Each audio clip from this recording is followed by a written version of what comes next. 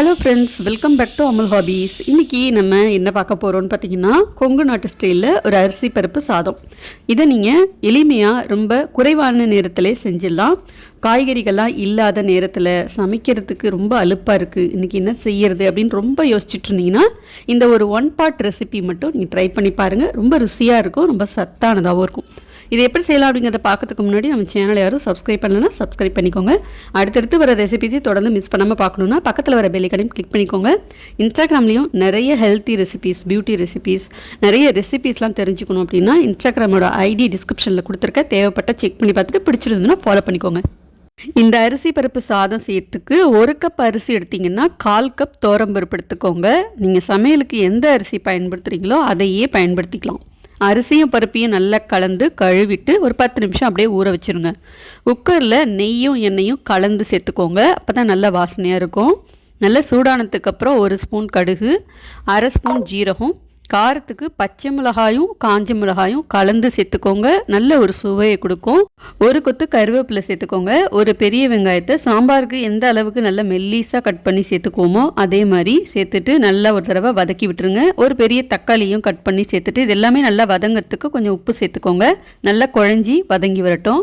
ஒரு சில பேர் பார்த்திங்கன்னா இந்த அரிசி பருப்பு சாதம் செய்யறதுக்கு தோரம்பருப்பு கூடவே பாசிப்பருப்பும் சேர்த்து செய்வாங்க. இது மொத்தமாகவே தோரம்பருப்புலேயே செஞ்சாலே ரொம்ப நல்ல சுவையாக இருக்கும். நீங்கள் பாசிப்பருப்பு சேர்த்து செஞ்சால் நல்லாயிருக்கும் அப்படின்னா அதுவும் சேர்த்து செய்யலாம். இதில் காய்கறிகள்லாம் எதுவும் சேர்க்க தேவையில்லை. ஆனால் நீங்கள் சேர்க்கணுன்னு விருப்பப்பட்டீங்கன்னா எந்த காய்கறி வேணாலும் சேர்த்துக்கலாம். உருளைக்கிழங்கு, கேரட்டு, கத்திரிக்காய் எது வேணாலும் சேர்த்துக்கலாம். என்கிட்ட கொஞ்சம் பச்சை மொச்சை இருந்ததுனால அதை நான் சேர்த்து செய்கிறேன். ரொம்ப நல்ல வாசனையாக இருக்கும், ரொம்ப டேஸ்ட்டாகவும் இருக்கும். பச்சை மொச்சையை சேர்த்துட்டு நல்லா அந்த மாதிரி வதக்கி விட்டுருங்க.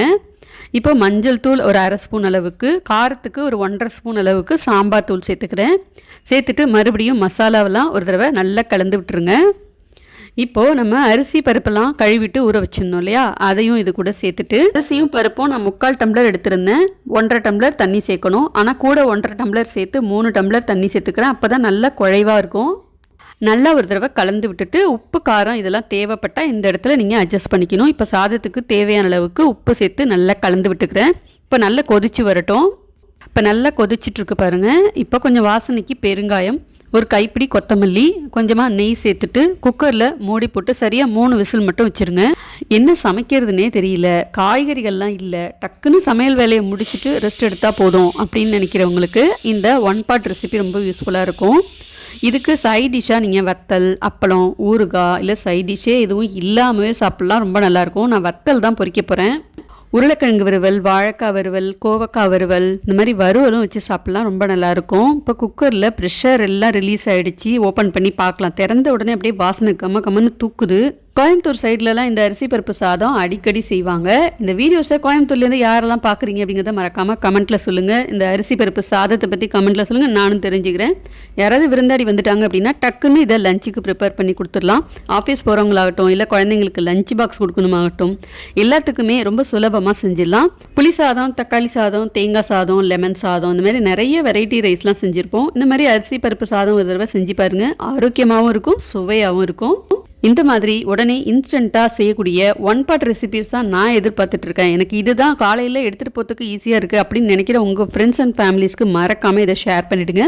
நல்லா நெய் ஊற்றி சூடாக சாப்பிட்டு பாருங்கள், ரொம்ப சுவையாக இருக்கும். தேவைப்பட்டால் நீங்கள் நெய்யில் வறுத்த முந்திரி கூட சேர்த்துக்கலாம். இந்த ரெசிபி உங்களுக்கு பிடிச்சிருந்ததுன்னா மறக்காமல் வீடியோக்கு ஒரு லைக் பண்ணிட்டு அப்படியே நம்ம சேனலையும் சப்ஸ்கிரைப் பண்ணிக்கோங்க. இன்ஸ்டாகிராம்லேயும் இதே மாதிரி நிறைய வீடியோஸ்லாம் பார்த்து ரசிக்கணும் அப்படின்னா இன்ஸ்டாகிராம் ஐடி டிஸ்கிரிப்ஷனில் கொடுத்துருக்கேன், தேவைப்பட்டால் செக் பண்ணி பாருங்கள். ஐடி ஃபுல்லாக பாருங்கள், பார்த்துட்டு பிடிச்சிருந்ததுன்னா ஃபாலோ பண்ணிக்கோங்க. அடுத்து வேற ஒரு இன்ட்ரெஸ்டிங்கான ரெசிபியில் நான் உங்களை பார்க்குறேன். பாய்.